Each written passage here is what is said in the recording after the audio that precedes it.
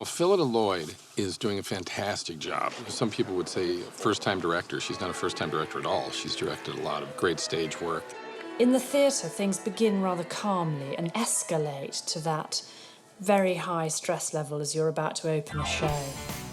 This felt like a traumatic opening night of a theatre play every single day for 80 days. That stress was horrible. The thing about Phillida is that she really has cojones is the only word that I can think of. This is so complicated. Huge cast, different locations, special effects. And I've seen many, many men brought to their knees by, things that she just says, well, that's not a problem. You know, she just goes right straight through it. Doesn't seem to be exactly calming down, does it? No, it's not. No. And it won't. I don't know if she cries all night when she gets home, but on the set, she never gets upset. There's no drama around her. It's always just slowly and methodically working her way towards what she wants. And she doesn't give up until she gets it. It seemed right to collaborate with Phillida. We kind of know each other's strengths and weaknesses. You completely trust that she has thought absolutely every moment through. So when I say action, you kind of run to halfway to the rock and stop and speak. And Amanda's by then at the rock and she turns around. So just as an experiment, action. To get what was absolutely at the heart of Mamma Mia onto the screen, we needed the original team. And working with Martin Lowe, the musical director, was just absolutely amazing. 1, 2, 3. Tonight the super trooper lights are gonna find me. My job was to teach the entire company the music. And when you think of the ABBA songs, the backing vocals are often the sound that defines the songs.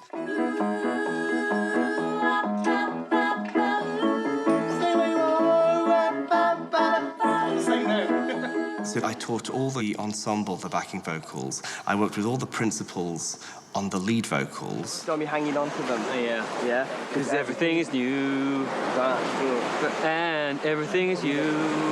We always used to say that the music was the star of the show, but now we have to eat our words with such an incredible cast. All our actors sang their butts off. The energy between them and Benny was just fantastic. And in the studio, they really delivered. So it became no stunt singing. Everybody sings all their own stuff. When you're gone, how I try, how can I carry on? And that's why we're looking this way. For months, I just listened to ABBA day in and day out, driving the kids to school. I can still recall all last summer.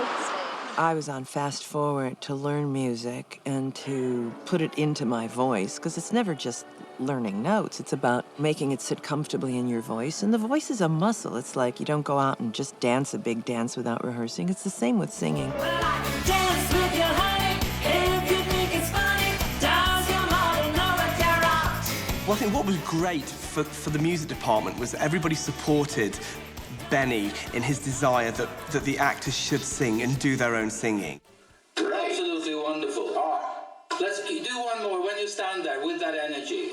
Now we're into the rock and roll world. And having worked on the stage show, I know what's required of actors in order to get through these parts.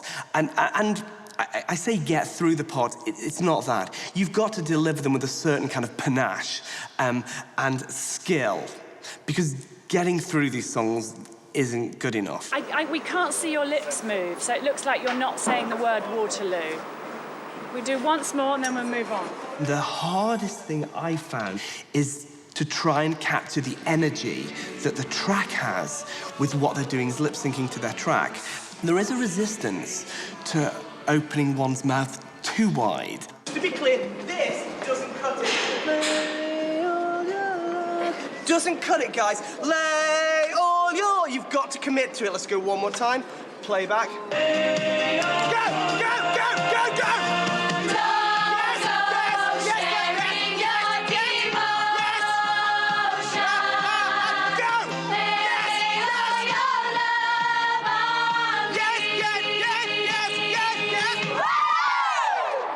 I try and encourage actors to be brave, but it's scary for them. It's really scary because they're very exposed.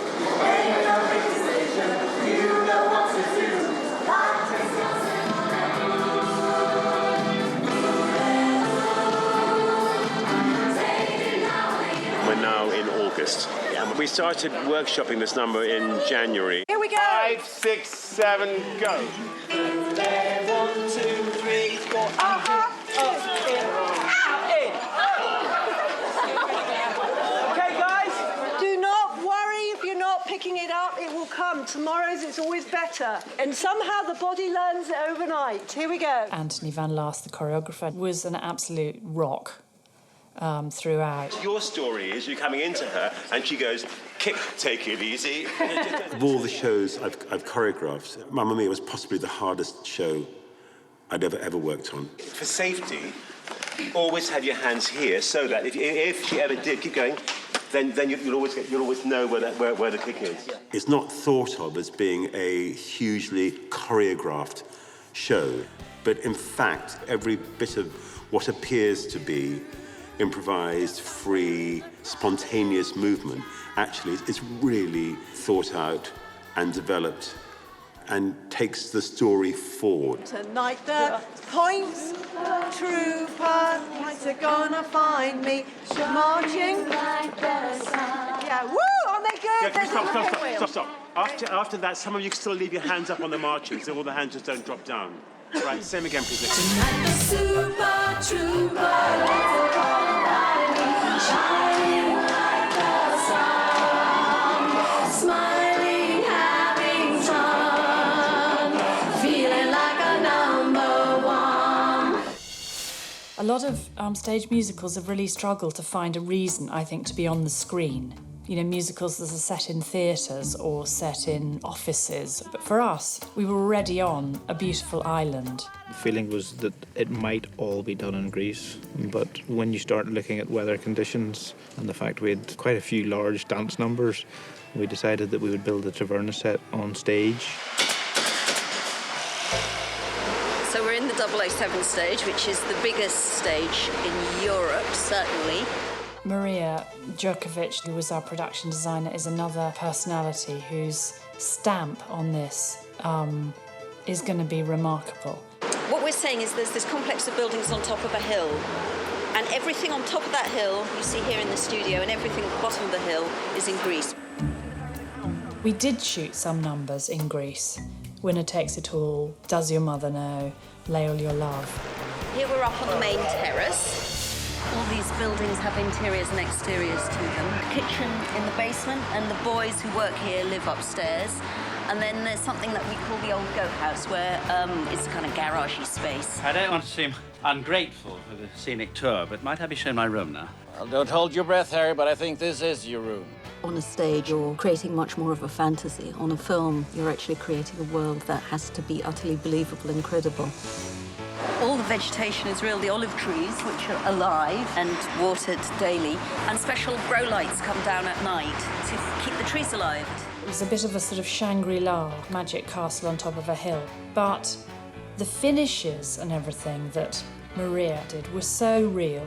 In the end, I think it gave us both something real and something quite heightened. The trick to make this work is it should be visually joyous, number one. It's a musical. The spirit of it is slightly frivolous and all those other things. But at the same time, the audience has to believe it. My God. Oh.